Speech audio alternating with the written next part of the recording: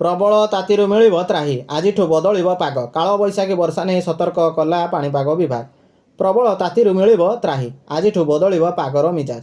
କାଳବୈଶାଖୀ ବର୍ଷା ନେଇ ସତର୍କ କଲା ପାଣିପାଗ ବିଭାଗ। ଉତ୍ତର ଓଡ଼ିଶା ଓ ଏହାର ସଂଲଗ୍ନବର୍ତ୍ତୀ ପଶ୍ଚିମବଙ୍ଗ ଅଞ୍ଚଳ ଦେଇ ଏକ ଘୂର୍ଣ୍ଣିବଳୟ ରହିଛି। ଫଳରେ ବଙ୍ଗୋପସାଗରରୁ ଜଳୀୟ ବାଷ୍ପ ରାଜ୍ୟକୁ ପ୍ରବେଶ କରିବ, ଯାହା କାଳବୈଶାଖୀ ବର୍ଷା କରିବାରେ ସହାୟକ ହେବ। ଆଜି ରାଜ୍ୟରେ ବିଶେଷ ପ୍ରଭାବ ରହିବା ନେଇ ଆଲର୍ଟ ଜାରି କଲା ପାଣିପାଗ ବିଜ୍ଞାନ କେନ୍ଦ୍ର। ଆଜି ପାଇଁ 23 ଜିଲ୍ଲାରେ ଘଡ଼ଘଡ଼ି ବିଜୁଳି ସହ ହାଲୁକା ବର୍ଷା ନେଇ ଆଲର୍ଟ ଜାରି ହୋଇଛି। ସୁନ୍ଦରଗଡ଼, କେନ୍ଦୁଝର, ମୟୂରଭଞ୍ଜ ଓ ବାଲେଶ୍ୱରରେ ପ୍ରବଳ ବର୍ଷା ନେଇ ଅରେଞ୍ଜ ଆଲର୍ଟ ଜାରି ହୋଇଛି। ଏହି 4 ଜିଲ୍ଲାରେ 40ରୁ 50 କିମି ବେଗରେ ପବନ ସହ ଝଡ଼ ବର୍ଷା ହେବାର ସମ୍ଭାବନା ରହିଛି। ଏହା ସହିତ 22 ଜିଲ୍ଲାକୁ କାଳବୈଶାଖୀ ବର୍ଷା ନେଇ ୟେଲୋ ଆଲର୍ଟ ଜାରି କରିଛି ପାଣିପାଗ ବିଭାଗ। ପରବର୍ତ୍ତୀ ଖବର, ଚାଷୀଙ୍କ ପାଇଁ ଖୁସି ଖବର। ରବି ଧାନ କିଣା ପାଇଁ କାଉଣ୍ଟଡାଉନ୍ ଆରମ୍ଭ, ବିଜ୍ଞପ୍ତି ପ୍ରକାଶ କଲା ଯୋଗାଣ ବିଭାଗ।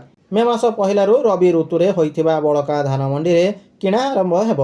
ରାଜ୍ୟ ଖାଦ୍ୟ ଯୋଗାଣ ଓ ଖାଉଟି କଲ୍ୟାଣ ବିଭାଗ ପକ୍ଷରୁ ଏନେଇ ବିଜ୍ଞପ୍ତି ପ୍ରକାଶ ପାଇଛି। ତେବେ ମେ 1ରୁ ଆରମ୍ଭ ହୋଇ ରବି ଧାନ କିଣା ପ୍ରକ୍ରିୟା ଜୁନ୍ 30 ତାରିଖ ଯାଏଁ ଚାଲିବ।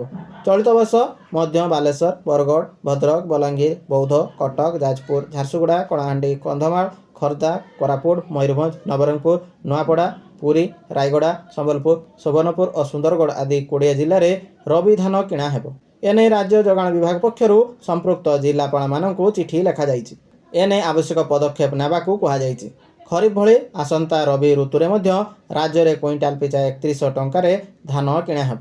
ଓଡ଼ିଶା ରାଜ୍ୟ ଯୋଗାଣ ନିଗମ ଲିମିଟେଡ୍ ଚାଷୀଙ୍କ ଅତିରିକ୍ତ ଧାନ କ୍ରୟ କରିବ। ପ୍ରାଥମିକ କୃଷି ସମବାୟ ସମିତି, ଲାମ୍ପସ୍, ମହିଳା ସ୍ୱୟଂ ସହାୟିକା ଗୋଷ୍ଠୀ, ପାଣି ପଞ୍ଚାୟତ ମାଧ୍ୟମରେ ଧାନ କିଣା ହେବ। ଧାନର ସର୍ବନିମ୍ନ ସହାୟକ ମୂଲ୍ୟ MSP ବାବଦରେ ପ୍ରତି କ୍ୱିଣ୍ଟାଲ 2369 ଟଙ୍କା ଓ କୃଷକ ସମୃଦ୍ଧି ଯୋଜନା ଅଧୀନରେ ଇନପୁଟ୍ ସହାୟତା ବାବଦରେ କ୍ୱିଣ୍ଟାଲ ପ୍ରତି 731 ଟଙ୍କା ପ୍ରଦାନ କରାଯିବ। ଆଜିଠାରୁ ସଂସଦର ବଜେଟ୍ ଅଧିବେଶନର ଦ୍ୱିତୀୟ ପର୍ଯ୍ୟାୟ। ଓମ୍ ବିର୍ଲାଙ୍କୁ ହଟାଇବା ପାଇଁ ପ୍ରସ୍ତାବ ଆଣିବେ ବିରୋଧୀ। ସଂସଦର ବଜେଟ୍ ଅଧିବେଶନର ଦ୍ୱିତୀୟ ଚରଣ ଆଜିଠାରୁ ଆରମ୍ଭ ହେବାକୁ ଯାଉଛି। ବିରୋଧୀ ଦଳ ଲୋକସଭା ବାଚସ୍ପତି ଓମ୍ ବିର୍ଲାଙ୍କୁ ହଟାଇବାକୁ ନେଇ ପ୍ରସ୍ତାବ ଆଣିବାକୁ ଯାଉଛନ୍ତି। ଅନ୍ୟପକ୍ଷରେ ବିରୋଧୀ ଦଳମାନେ ଇରାନ ଯୁଦ୍ଧ, ଏଫଷ୍ଟିନ୍ ଫାଇଲ୍, ଭାରତ ଆମେରିକା ବାଣିଜ୍ୟ ଚୁକ୍ତି ଉପରେ ମୋଦି ସରକାରଙ୍କୁ ଆକ୍ରମଣ କରିବାକୁ ଚେଷ୍ଟା କରିବେ। ବଜେଟ୍ ଅଧିବେଶନର ଦ୍ୱିତୀୟ ଚରଣ ଏପ୍ରିଲ 2 ତାରିଖରେ ଶେଷ ହେବ।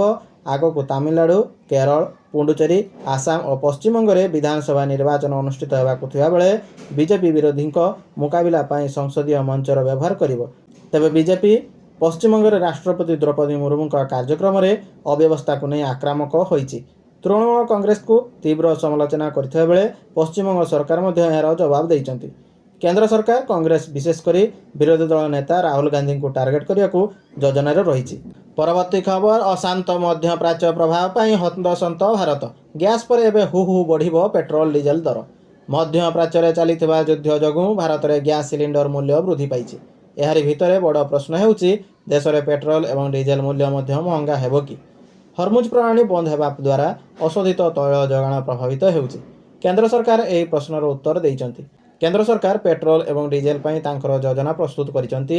ଏହା କୁହାଯାଉଛି ଯେ ଜରୁରୀକାଳୀନ କ୍ଷମତା ବ୍ୟବହାର କରି ତୈଳ କମ୍ପାନୀଗୁଡ଼ିକୁ ଏକ ନିର୍ଦ୍ଦିଷ୍ଟ ନିର୍ଦ୍ଦେଶନାମା ଜାରି କରାଯାଇଛି। କେନ୍ଦ୍ର ସରକାର କହିଛନ୍ତି ଯେ 2022 ଠାରୁ ଦେଶରେ ପେଟ୍ରୋଲ ଏବଂ ଡିଜେଲ ମୂଲ୍ୟ ସ୍ଥିର ରହିଛି। ଗ୍ରାହକଙ୍କ ଉପରେ ଅତିରିକ୍ତ ବୋଝ ଏଡ଼ାଇବା ପାଇଁ ତୈଳ କମ୍ପାନୀଗୁଡ଼ିକ ଅଶୋଧିତ ତୈଳ ମୂଲ୍ୟରେ ଉତ୍ଥାନ ପତନ ସହିତ ସେମାନଙ୍କର ଲାଭ ଏବଂ କ୍ଷତିକୁ ସନ୍ତୁଳିତ କରୁଛନ୍ତି।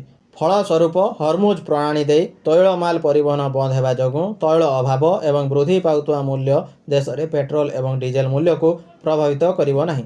ଭାରତ ପରିସ୍ଥିତି ଏବଂ ସଂକଟର ମୁକାବିଲା କରିବା ପାଇଁ ପୂର୍ବରୁ ପ୍ରସ୍ତୁତ ଅଛି। ପରବର୍ତ୍ତୀ ଖବର, ଶ୍ରୀମନ୍ଦିରରେ ଆଜି ବନ୍ଦ ରହିବ ଜଗା ଦର୍ଶନ। ଆଜି ଶ୍ରୀମନ୍ଦିରରେ ବନ୍ଦ ରହିବ ସାଧାରଣ ଦର୍ଶନ। ଆଜି ଶ୍ରୀମନ୍ଦିରରେ 4 ଘଣ୍ଟା ବନ୍ଦ ରହିବ ସର୍ବସାଧାରଣ ଦର୍ଶନ। ଏନେଇ ଶ୍ରୀମନ୍ଦିର ପ୍ରଶାସନ ପକ୍ଷରୁ ସୂଚନା ଦିଆଯାଇଛି। ସୂଚନା ଅନୁସାରେ ଆଜି ଶ୍ରୀମନ୍ଦିରରେ 4 ଘଣ୍ଟା ବନ୍ଦ ରହିବ ସର୍ବସାଧାରଣ ଦର୍ଶନ। ଆଜି ଚୈତ୍ର କୃଷ୍ଣ ଷଷ୍ଠୀ ତିଥିରେ ଶ୍ରୀବିଗ୍ରହମାନଙ୍କ ଖସାପଡ଼ା ଲାଗି ନୀତି ଅନୁଷ୍ଠିତ ହେବ। ଦ୍ୱିତୀୟ ଭୋଗମଣ୍ଡପ ଭୋଗ ଶେଷ ହେବା ପରେ ଅନୁଷ୍ଠିତ ହେବ ଏହି ନୀତି। ସନ୍ଧ୍ୟା 6ଟାରୁ ରାତ୍ର 10ଟା ପର୍ଯ୍ୟନ୍ତ ସର୍ବସାଧାରଣ ଦର୍ଶନ ବନ୍ଦ ରହିବ। ଖସାପଡ଼ା ନୀତି ସମ୍ପୂର୍ଣ୍ଣ ପରେ ସାଧାରଣ ଦର୍ଶନ ସ୍ୱାଭାବିକ ହେବ ବୋଲି ଜଣାପଡ଼ିଛି।